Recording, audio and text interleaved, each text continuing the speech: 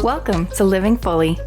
Each episode is a chance to talk about mental health in a way that's simple, honest, and helpful. We'll share stories, tips, and tools to help you feel supported and feel your best. I'm your host, Katherine Hertig. In this episode, we hear from Paula, a client of Calgary Counselling Centre, as she shares her journey of overcoming stress and anxiety. She opens up about how these challenges affected her work, relationships, and self-esteem, and how counseling helped her regain confidence and a sense of control in her life. My name is Paula. I'm a mom, Yeah. I'm a daughter, I'm a sister, I'm a wife.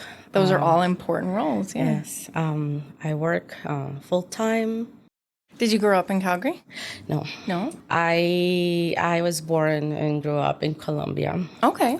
I came to Canada directly to Calgary in 2006, and I've lived here since 2006. Yeah.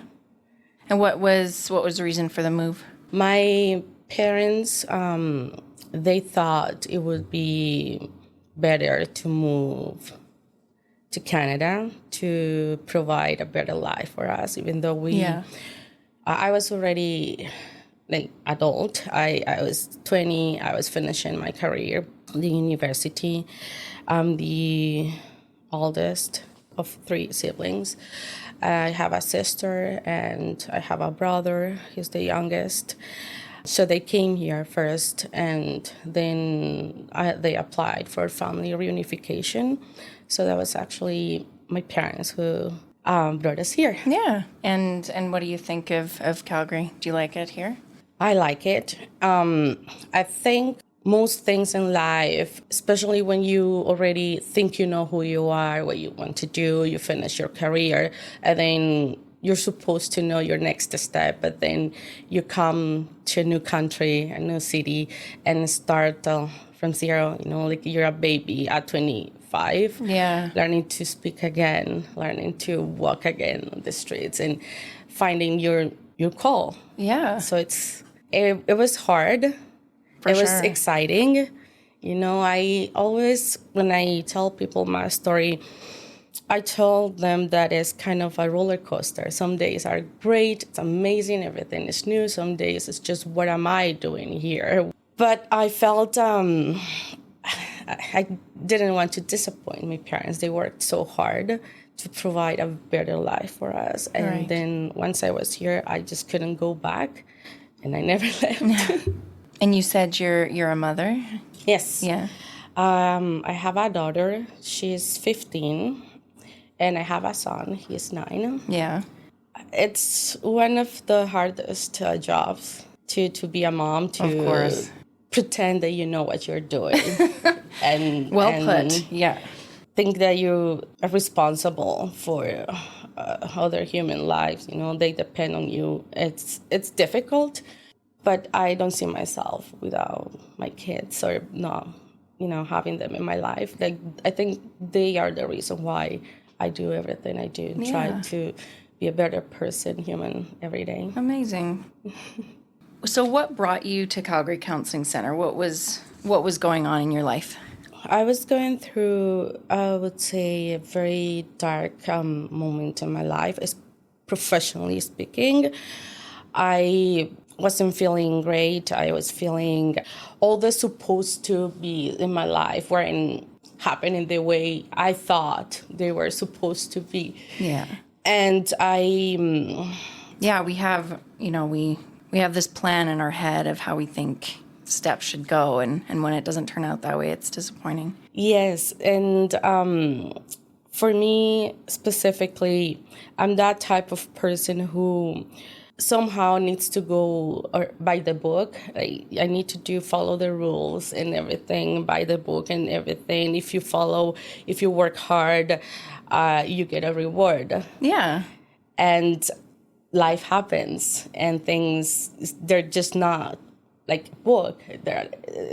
Things happen, and then maybe not being able to deal with real life versus expectations. Yeah. that brought me to a really dark moment in my life, professionally speaking. But that was affecting my whole life. At home, I felt really lost. I didn't know what would be next. What's my next step? What I need to do now that I feel so lost. I was actually feeling unwell physically. Maybe due to the stress, or I just felt like a bunch of physiological symptoms in my body that made me talk to my doctor, and we thought it would be best for me to stop working for some time. Okay. But I really needed to talk to someone like professional. Yeah. To help me navigate that new stage in my life, or go through that, or get out of that mental, physical stage I was going through at that time. Now, when you say it was like professionally a dark time, like was it like work that was just really stressful, or were you not fulfilled from your work anymore? What was that? I think all of the above. Yeah. I think that I thought that if I worked hard, if I did everything I'm supposed to do, I would find success. Whatever success means for you, or culturally, you're taught that better title, better salary. So when you don't see yourself moving up or moving, just stuck, you think that there must be something wrong. But if I'm doing this right, according to what I know. We're all kind of told that, like, take these steps, work hard. Yes, exactly. So I thought there must be something, wrong externally. Or maybe I was wrong. I was the reason why nothing was happening for me the way I saw it at that time. So being immigrant, again, it's a roller coaster. It's new, it's exciting. It's a world full of new opportunities. And then you see the not so great things of being an immigrant. There's still discrimination, stuff like that, and things I didn't want to believe in. I didn't want to believe that, we're all equal, we all deserve the same opportunities. Yeah. But then some things do happen, and maybe you're not ready or prepared to deal with those things, So maybe there is discrimination, maybe there is racism, and what do you do, When we made a decision to stop working for a while and get all the help possible, medical and psychological and all that. That time, the psychologist was helping me, he suggested that I could benefit from being part of the Build Self-Esteem group. Yeah. At that time, that felt awkward. Almost a little bit I felt offended. Like, do you imply that I don't love myself, that I don't know how to love myself? So applying always the same formula and expect different results wasn't working for me either. So when I decided to listen to what he was saying from outside, because I needed a different perspective, because I wasn't seeing things clearly anymore. So when I decided to listen to his advice, and I said, let's try. So there are so many things to what it means, have high or good self-esteem. Yeah. Doesn't mean that you don't love yourself or that you don't know how to love yourself, but there are so many things that come with the way you grew up, the way that you were raised, the things that are involved culturally. And that's all out of your control, yeah. Yes. So when I was aware of all those things, that's when I learned to manage things that were happening in my life at that time. So specifically, relating to work, that at the same time were affecting my whole life, my whole world. So whatever was happening or not happening at work became my work became my entire world, and that's the thing I wasn't happy about. And that's why I wanted to learn tools to manage those situations when you have certain expectations, but that according to you, they don't match, like the reality doesn't match what you thought it would be, being certain age, being a mom of 2 kids and being able to provide and be successful all at once. So I wanted to find tools to help me navigate through those dark moments. Yeah, that's insightful, because it's like we can't avoid these hard things happening to us. So it's figuring out, what we need to do, what tools we need to be able to handle them. Exactly. I thought at some point it was about talking about how I felt, or how a situation or an environment or a corporation made me feel. But it was very eye-opening to see that many things I was seeing that were happening to me at that time, I could make them better from within. It's how I think, how I act, things I can control, things that I can do to feel better about what I'm doing in general.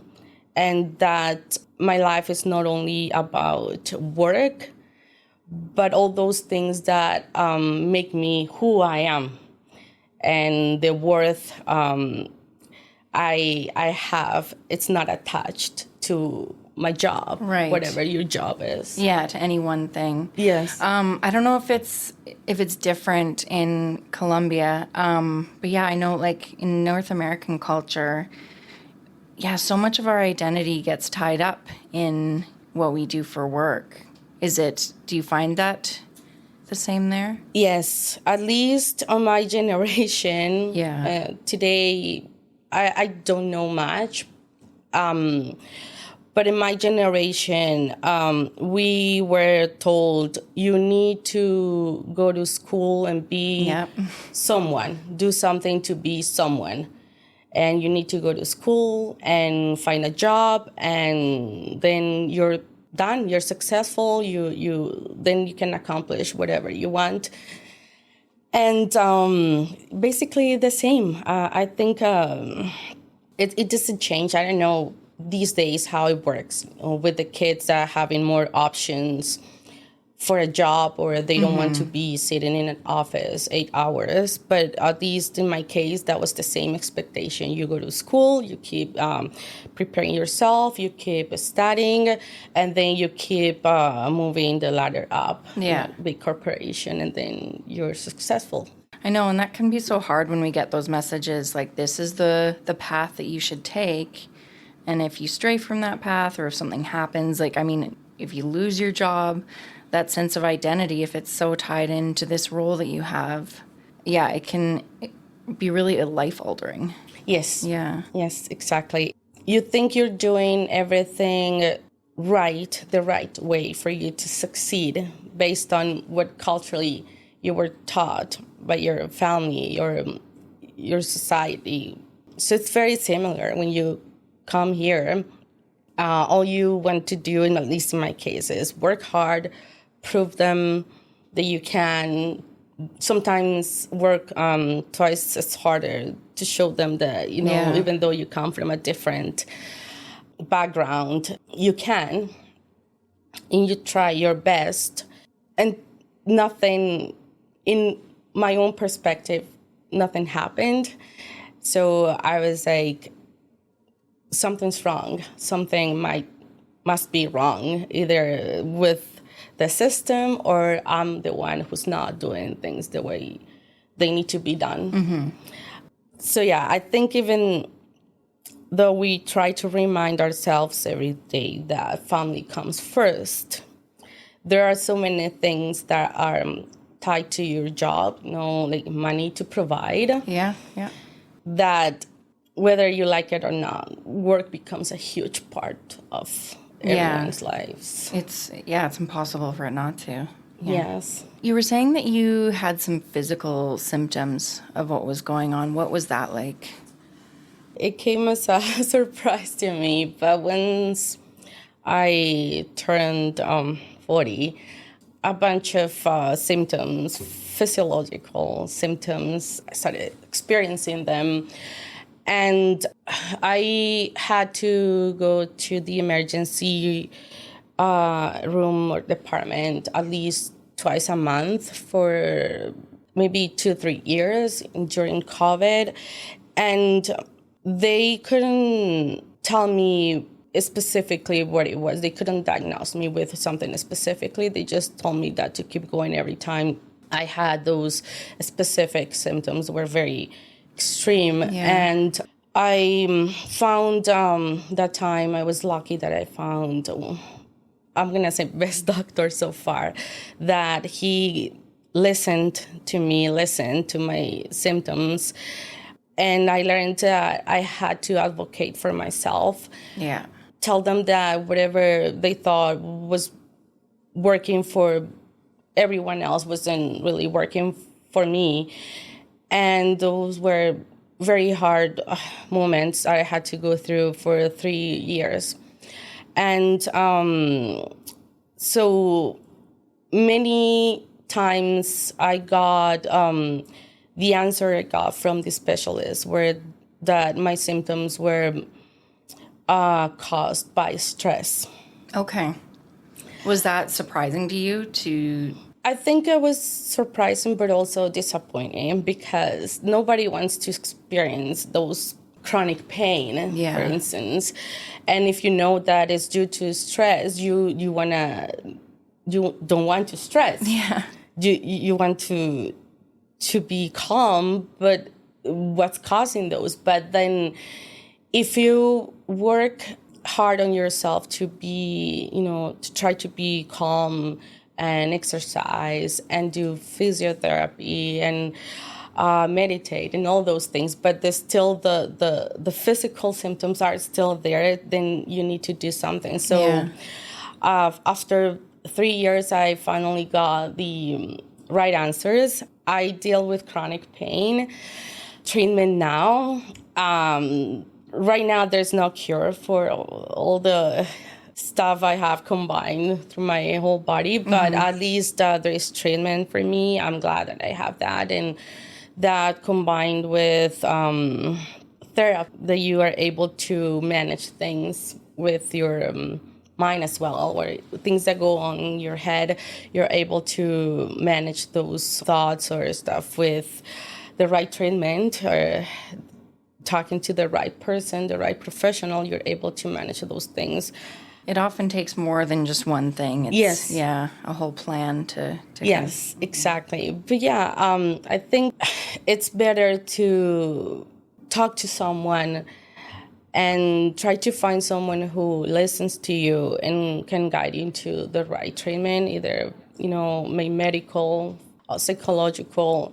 But you need to talk and just not be okay with whatever first answer you got from. If you think there's still something wrong, you need to stand up and speak up and advocate, for yourself and try to find the best treatment for you. So when you started to come here and get counseling, had you experienced counseling before? Did you have any idea what it would be like? I experienced counseling back in Colombia many years ago when I first started my first semester in university.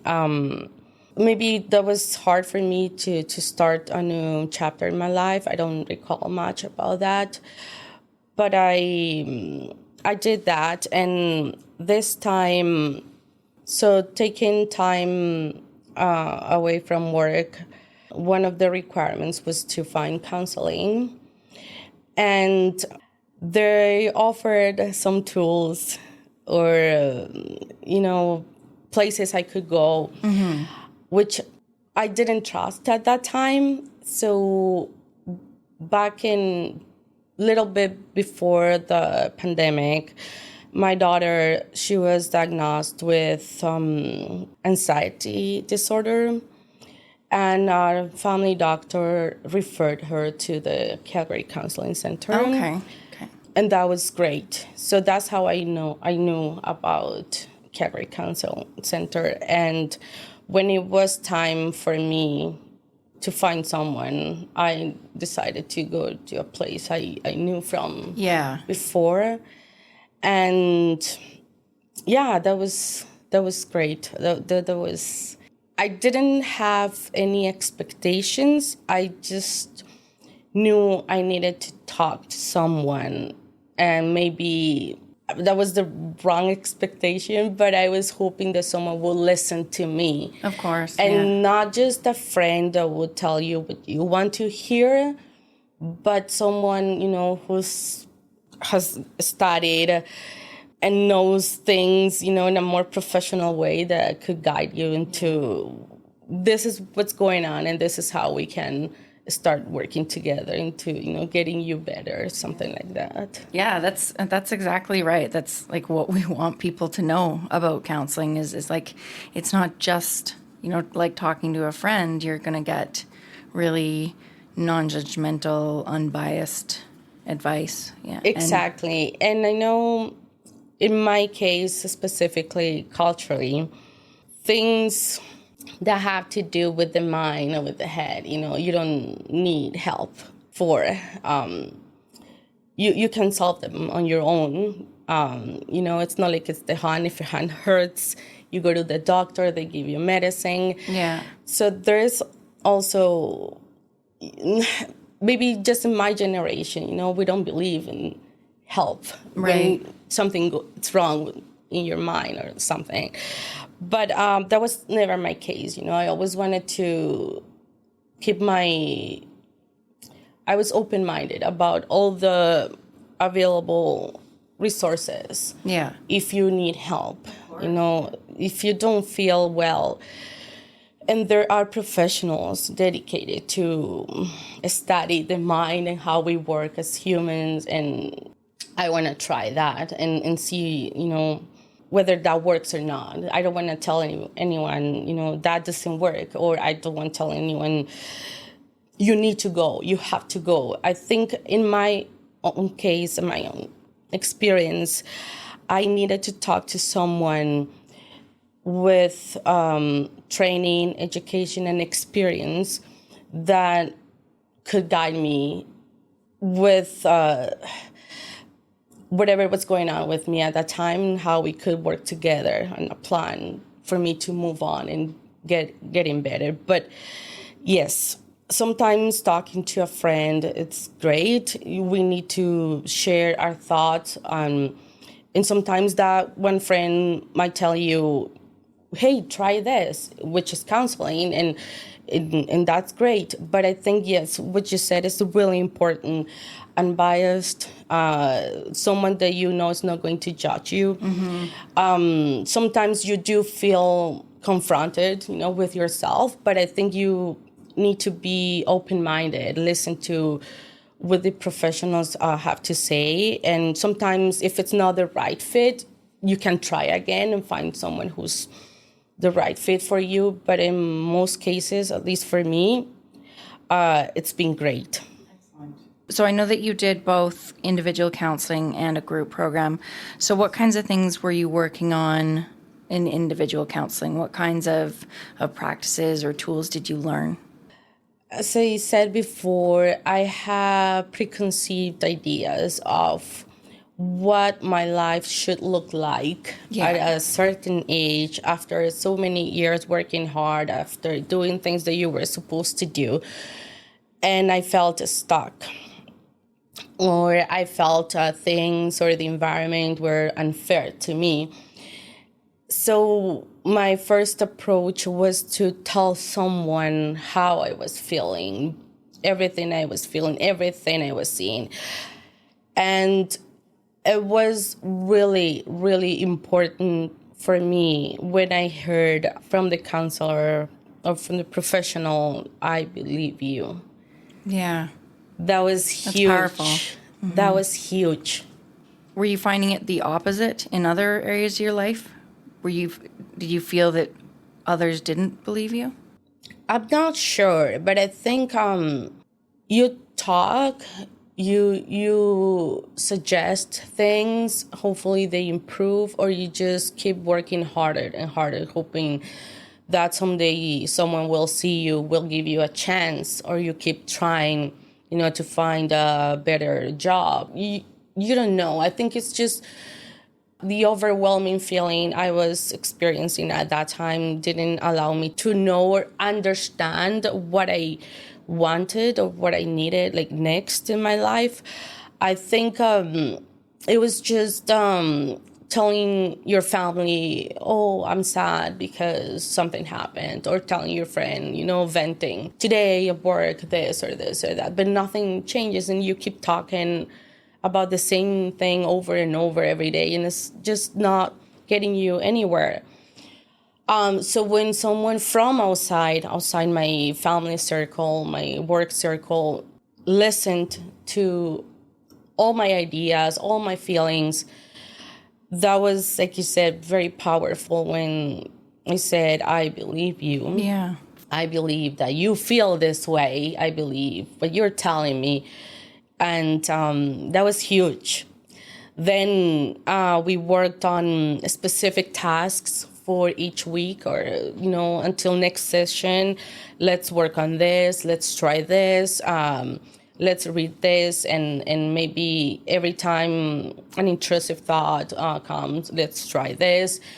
And things worked great for some time, because it feels like I was going back to the same. And that's one of the many things that stuck with me was when they said that the idea was to fly together for a period of time, then they would allow me to fly solo. Yeah. And if another different stage of my life comes, then I could come back and let's try together and work together on whatever that stage of my life looks like. But it seems like I was always doing better for some time and going back to the beginning. Mm-hmm. And so when they suggested that I could benefit from that group therapy, build self-esteem group therapy, I was like, the problem's not me, it's not within me, it's everything outside, everything or everyone is against me. I'm set up for failures, things like that. Right. But then I said, you have been right so far to me. Everything have worked. Let's try this. And yeah, when I tried that and I learned and understood the many things that we are, part of who we are things, like I said before, the way we were raised, how the environment affects us all, and we become part of that environment, and how we can apply different tools and strategies to not change who we are, but things that we can control and how things we can improve in ourselves. That makes a huge difference. Yeah. So sometimes it's not that you are the problem, but it's that you are part of the solution, how you think. That's an excellent way to put it. Yeah. Yes. So, yeah, just giving a chance to things that you haven't tried before. Yeah. That's what made me say yes. Yeah, there's so much in our lives that we can't control. The thought of changing whole systems of beliefs, and that's so overwhelming. So yeah, we have to focus on what we can control and how we respond to. Exactly. Yes, we don't control. And sometimes, personally speaking, I think that the more you think about something or you play different scenarios, if something happens, I'll do this. If something happens, I'll do that. Yeah. But when something actually happens, you weren't even really prepared to deal with that the way you thought in your head it would be. It's just that let's think about things in life like, yes, we can make plans, but let's be ready for a planned deviation, for a change. Exactly. Things could change at any moment. And again, and that is so hard. Like we don't like uncertainty. Exactly. Yeah. Yes. But nothing is certain. I think we just have to try and do our best, the here and now. Yes, I know that some things require us to plan ahead, but keeping in mind that things don't always go as planned is part of the trick as well. Yeah. It's we can only be prepared for change. Let's think that things can change, and also that our worth is not attached to a role, a specific role. For me, for instance, it was work. We are a combination of so many things, and you don't know if in your role as a mom you're succeeding, and your role as a sister, you helped someone today, you smiled someone today, and that made that person's life better that day. So you are a combination of so many things. It's not just how much you have or the job title you have, or because even when you get that job title you desired so much, it might not look as nice as you thought it would be. It comes with responsibility, it comes with more stress. So if it works for you, great. But if it wasn't what you thought it would be, say it's okay, I don't want this anymore, and just go back and try to change what you can. Yeah. Amazing.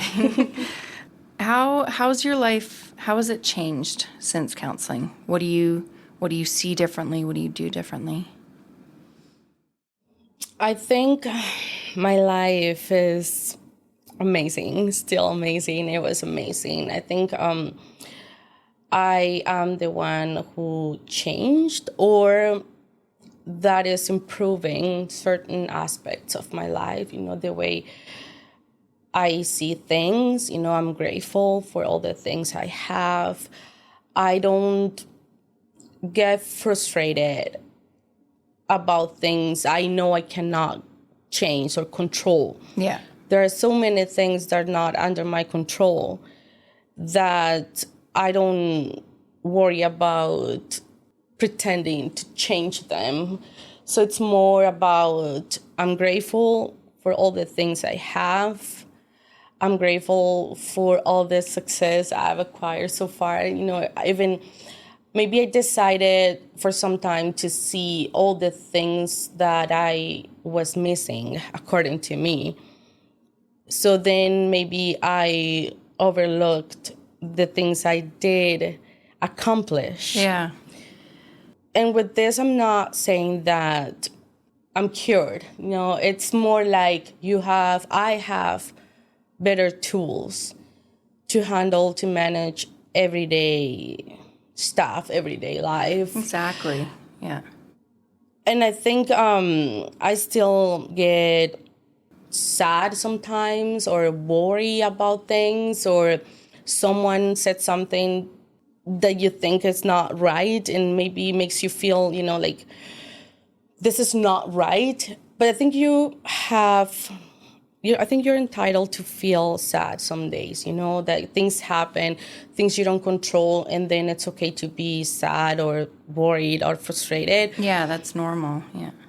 But that doesn't mean that that's how you have to be forever. I think things happened, you handle them the best you can at that time with the information you have, and then you get up again and try your best. And I think the way I'm thinking at this time is I can always come back here, It's not like about the same, but I'm thinking like I've grown so much in this aspect, but I think now I could work more on this. And hey, can we chat? That's what I think most days. But things that I've learned through my individual counseling and with the group counseling, I revisit the notes and the book, and they do Yeah. help me feel. Yeah, because it's like a practice. It's stuff that you have to implement all the time. Yes, it's a process. It's not like, again, like you take a pill and you're cured. Yeah. It's not like that for most, illnesses or ailments that you have. It wouldn't be that same way when you are working to, improve yourself or become better, a better human being. But it's a process. But you have better tools Yeah. to understand.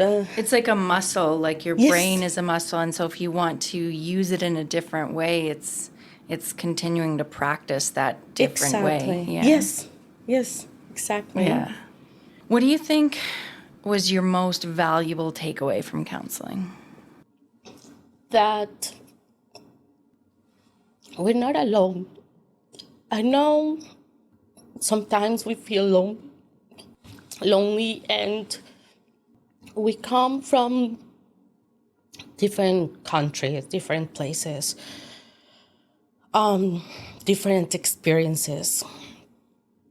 But I believe that there is someone for everyone out there already willing to listen to you and help you somehow. We're not alone here. We can reach out. We can talk to people. We can, now that if people knows about this place, if people know about places like this exist, they could reach out. It would be nice if they reach out, and hopefully they'll find the right fit for them. I'm not aware of if the service is providing like different languages, but I think people should know that places like this exist, and hopefully the service is available more than one language, because It is, yeah. we do. great. We have That's great. we have lots of counselors that can offer counseling in multiple languages, and That's great. translation services can, yeah. That's also be amazing. provided, I think in my case, speaking from my own experience, you don't want or need someone who comes and fix your life. If you can at least talk about how you feel, what you're experiencing, and someone is there out there ready to listen to you and maybe provide some guidance. And just acknowledging that what Yes. you're feeling is real. Yeah. Exactly. That would be great. The struggle would be, we all struggle with different things, but if one day at a time, one step at a time, we can talk about those things that affect us and that there's hope, we can be better. We could reach out and say, this is what's going on with me. Maybe I don't understand what's going on with me, but together we could find out and move forward to feel better. Yeah. Yeah, it's possible. Yes. Yeah. Thank you so much for sharing your story. Thank you. Is there anything else that you want people to know about you and your experience? Anything that we haven't touched on? Or you cannot, whomever is listening to this, they don't relate to my story. Your story matters. You matter. What you have to say matter. We're also different, but at the same time, like, we're the same. Yeah. So reach out. My story maybe wasn't too weird, too different. I was afraid to share my story or find someone to say, hey, I don't feel well at work. I didn't know. I thought I was being, weird, or you just have to suck it up and be strong. I couldn't. Yeah. And that's the thing, like, these feelings and these thoughts that we get, it's like, it does make us feel very different. Exactly. But it's so not the case. Like, so many people feel the same way. Yes. And go through the same thing. Yes, that was my experience with the group, the self-build self-esteem. I realized that we're different. We come from different backgrounds, ethnicities, all that. But that doesn't mean that that's bad. It's just that we need to understand that we have different strengths, and maybe how we see things are things that we just created ourselves in our head. And when I saw like more people from different backgrounds coming to the same place, trying to find help, it's like I was like, I'm not alone. Yeah. I'm not alone. And I'm glad that I'm part of this now and help each other to feel better. Yeah, because, I mean, you're right. We are different, but at the core, we're all people who feel a lot. So exactly. So let's reach out and try. And if for whatever reason you feel that didn't work the first time, just try again. Because we are complex beings, but we deserve love, and our worth is infinite. That's all I have to say. Thank you so much, Paula. It was such a privilege to sit down with you today. Thank you. You've been listening to Living Fully, a Calgary Counseling Center podcast. Thank you for tuning in. This episode was produced by Nick Here, Louisa Campos, Manuel Montano, Jenna Forbes, and by me, Catherine Hertig. A special thanks to Paula. To stay up to date on our latest episodes, be sure to subscribe. We're available in your favorite podcast app. Living Fully is a production of Calgary Counseling Center and recorded in Calgary on Treaty 7 territory. Living Fully podcast is not a substitute or alternative for professional care or treatment. Calgary Counseling Center and Counselling Alberta provide effective counseling to anyone in Alberta with no waitlist and no financial barriers. Find us online at calgarycounseling.com and counselingalberta.com. For help across Canada and the United States, call 211. If you are outside of Canada and the US, seek help from your general medical practitioner.